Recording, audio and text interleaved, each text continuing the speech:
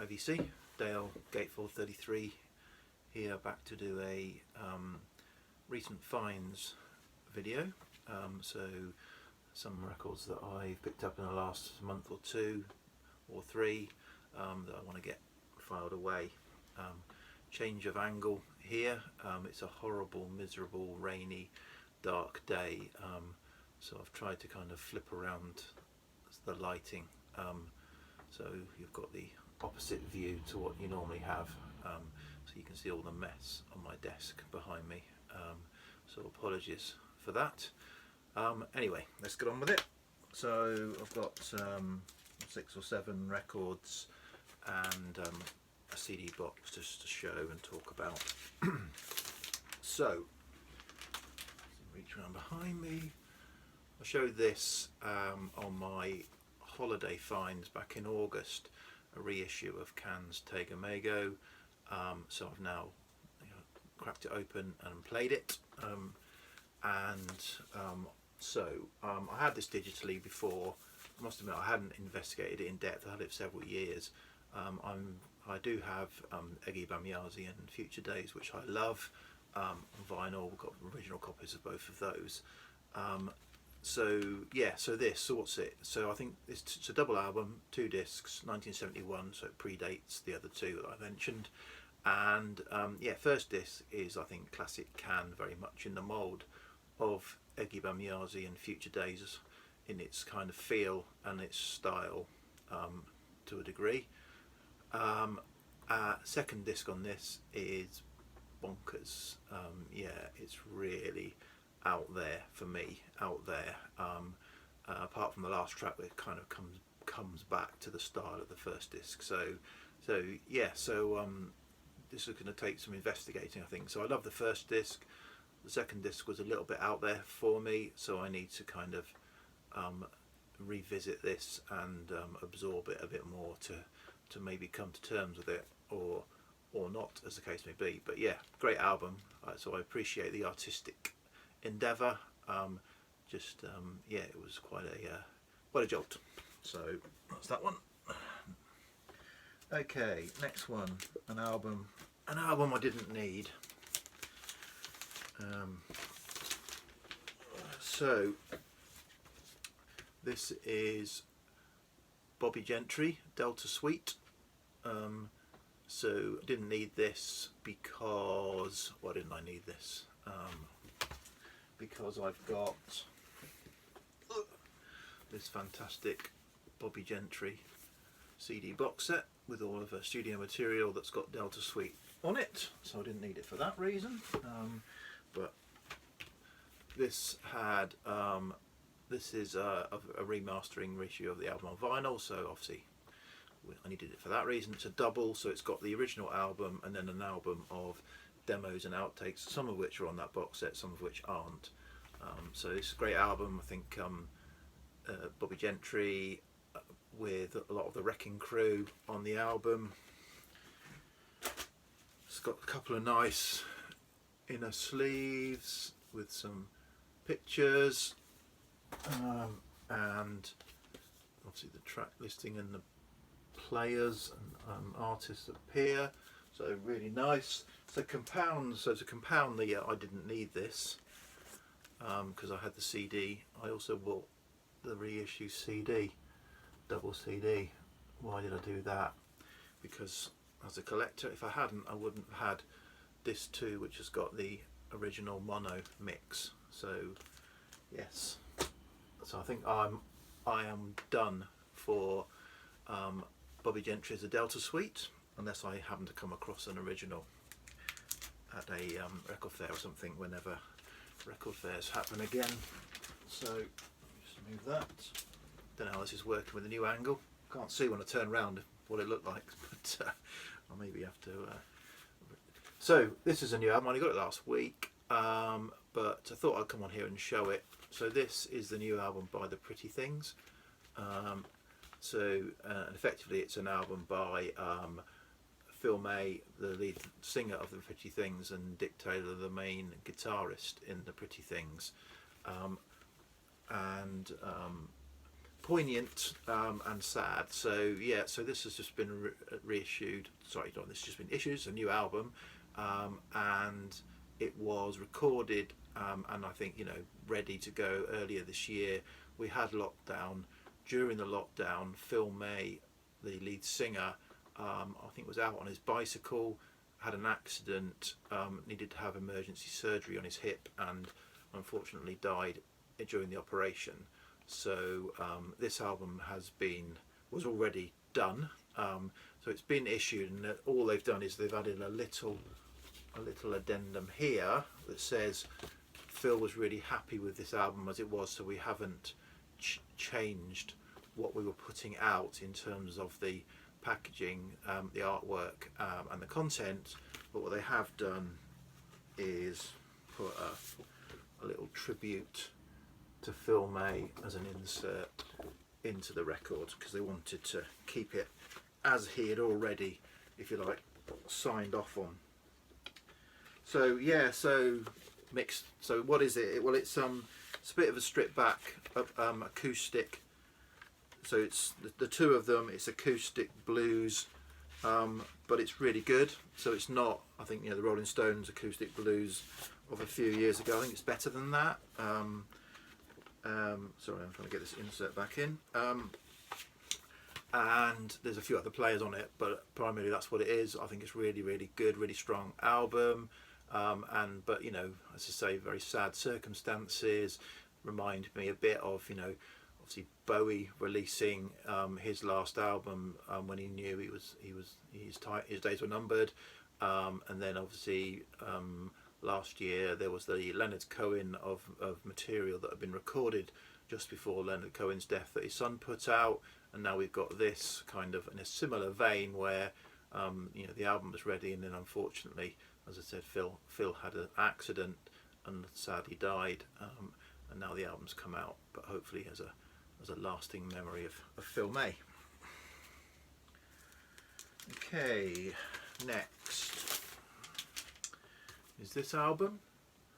This is by Salt. So Salt is a new neo soul, if you like, artist. I became aware of them when John 6-inch Pianist showed them, and I bought their album 5 a year or two ago. It must have been maybe it was last year. This is an album they've put out. So originally I pre-ordered this, or bought the digital copy with the final pre-order back in June when it was announced, and the kind of genesis of this is it's an album it's an album that is linked to and inspired by obviously racial injustices, racial inequality, and obviously everything that's been going on certainly in the last 6 months to a year that has highlighted that. So this was an album to, I think, raise some money. So I think some of the proceeds from this have gone to some initiatives around getting racial equality going. So I was happy to jump on board, pre-order the vinyl. It's only just come out, so I pre-ordered back in June. I didn't listen to the digital. I wanted to wait until I got it. So I think actually they've done a fantastic job. So Salt, and then it's with a lot of guests. So if they've managed to put this together during a lockdown period with a lot of collaborations, and they've come out with something, it's a double album of really, really solid, high quality music, which is partially incidental. It's more about the concept for me, but yeah, it also happens to be a great album. So Salt, and it's untitled, but I think Black is what it's been kind of being known as. But yeah, I highly recommend getting into that. Okay, a couple more records. It's getting even darker outside now. A couple more records. So for those of you who've seen some of my previous videos, Be With Records is a label that I'm really, really into. They've been doing a lot of great reissues. KPM Library records and rare kind of soul records and all that kind of thing. And I tend to try and order 2 records at a time from them because they do free shipping over £40, and all their records tend to be £21. So I kind of try and so this album here was reissued on Be With, and this is if if like a rare 70s, early 70s rock, hard rock album. So not quite in their wheelhouse, but that is, you know, I think a vinyl collector's grail, Fuzzy Duck, and so I wanted this, but I waited until the album I'm about to show also came up and kind of put the two together to get the free shipping. So I had to wait for this to come out last week. So what is it? As I say, it is classic 70s hard rock with a massive amount of organ Hammond, I think, going on in it. Yeah, so it's great if you're in the mood. I must admit, maybe nearly towards the end of the second side, I think I was getting, I had a sort of an overdose of Hammond organ by that point. But yeah, good album, glad I've got it. The album I bought it with, that came out last week, or certainly within the last 2 weeks, was this album, and you may have seen this already if you follow the sort of John and Mark, the Dr. Rhythm channel, where they do their listening sessions, and they had John 6-inch pianist as a guest recently, and I'm going to have to hurry up here because I can see Amazon have just pulled up outside. So so yeah, this is fantastic neo soul rum. I'm going to stop there and come back. Hang on a sec. Okay, I'm back. So I'll start again with that album. So what is this? Shut the door. What is this? Apologies. So this is a soul album, not a neo soul at all, a classic soul album recorded in 74, I think, or certainly put out in 74. It might have been even recorded earlier. And as I was saying, it was shown by Mark, Dr. Rhythm, on the collaboration or show and tell sessions that he has with John, and John 6-inch pianist was a guest on it. Mark showed it and he nailed the description of it. I'll get there in a minute. So it is J.R. Bailey and Just Me and You, and if I remember Mark's description or paraphrase it, it sounds very much like early 70s Marvin Gaye, and has the feel of what's going on in terms of its flow and its style, but instead of being a subject matter that is social injustice and the turmoil that was going on in early 70s America, the subject matter is love, relationships, romance. So maybe a lighter mood, but still kind of similar feel, if that makes any sense. Fantastic album, highly recommend it. So yeah, J.R. Bailey, Just Me and You. So that's the vinyl done, and I've sort of got my breath back from running downstairs and running back up the stairs. So let's continue. I wanted to finish this finds video with a CD box set. I probably will do another more in-depth look on this, but I think there's just worth probably just shouting out on this box set. So this is Richard and Linda Thompson's Hard Luck Stories 1972 to 1982, which spans their sort of entire recording career. So and from them as a couple, from 72 when they just got married to 82 when they were splitting up, unfortunately. So this is a great box set concept, similar, almost identical in design to the Bobby Gentry box set and a few others I've got, but it has got an issue with it, which is acknowledged by the manufacturers. So yeah, so I tend to buy a lot of CDs, but I don't really listen to a CD on the CD player typically. I'll rip it onto my computer, into my iTunes library, and play it through my stereo from my computer if I'm here in the study, or I will put it on my phone and play it either downstairs or in the car from my phone, so I very rarely play a CD, but I do rip them. And when I was ripping these CDs, they were just coming up with error after error, which I had experienced a bit with the Bobby Gentry box and another box, Tangerine Dream box. And so they've acknowledged this. So the box, sorry, it's a nice hard box, a couple of wallets that hold the 8 CDs, and then within them there are little slots that the CD sits in, and that's similar designs said to these other box sets I mentioned. And then there's a nice book with words to read and, you know, previously unseen photographs and rare photographs from Richard Linda Thompson's career. So great so far. But the problem with these, I think, the problem I've experienced is that they weren't ripping properly.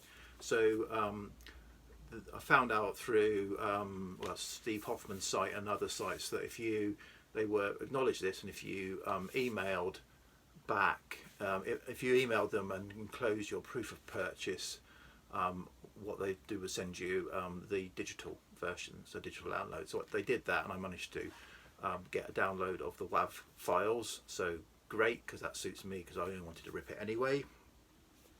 And I do think the CDs play, they just wouldn't rip. And so what I think, because I say this has happened on a number of different box sets, is by putting, wait a second,